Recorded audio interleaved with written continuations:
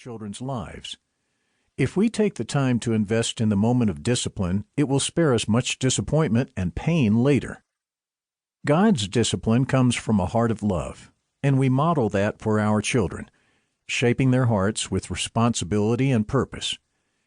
When we take the time to discuss with them what they did wrong, we are able to make sure they understand their misstep. We give them time to adjust their attitude and take responsibility, and we deliver an appropriate correction if needed. We get to approach our children with humility and love. Godly discipline is never done out of frustration or vindication, but with tender care. We are raising children to become adults, leaders, and parents. Partnering with them for their future success as they grow will impact them for the rest of their lives. For meditation.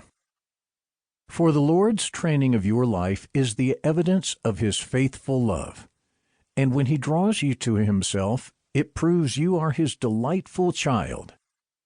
Fully embrace God's correction as part of your training, for He is doing what any loving father does for his children. For who has ever heard of a child who never had to be corrected? We all should welcome God's discipline as the validation of authentic sonship. For if we have never once endured His correction, it only proves we are strangers and not sons. Hebrews chapter 12, verses 6 through 8, NIV. He who spares his rod hates his son, but he who loves him disciplines him promptly. Proverbs chapter 13, verse 24, New King James Version. You are witnesses, and so is God, how devoutly and uprightly and blamelessly we behaved toward you believers, just as you know how we were exhorting and encouraging and imploring each one of you as a father would his own children, so that you would walk in a manner worthy of the God who calls you into His own kingdom and glory. 1 Thessalonians chapter 2, verses 10 through 12, New American Standard Bible. For prayer.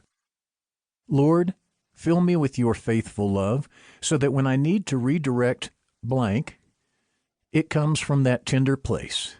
Help me delight in your discipline in my own life, so that I can accurately represent your heart to blank when I bring correction.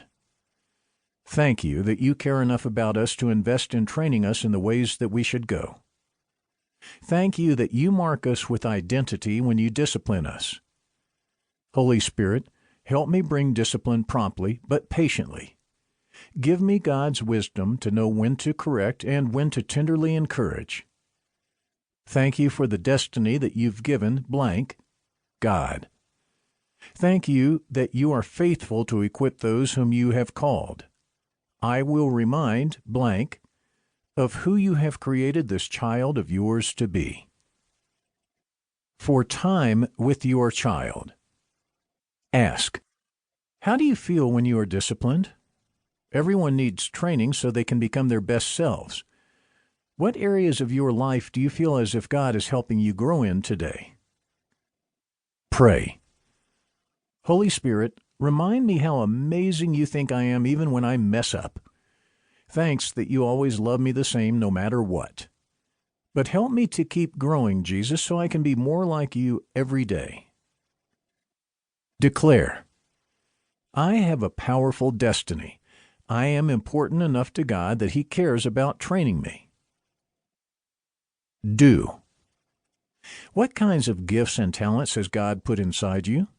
Discuss with each other the call of God on your life and what kinds of character attributes you will need to fulfill that calling.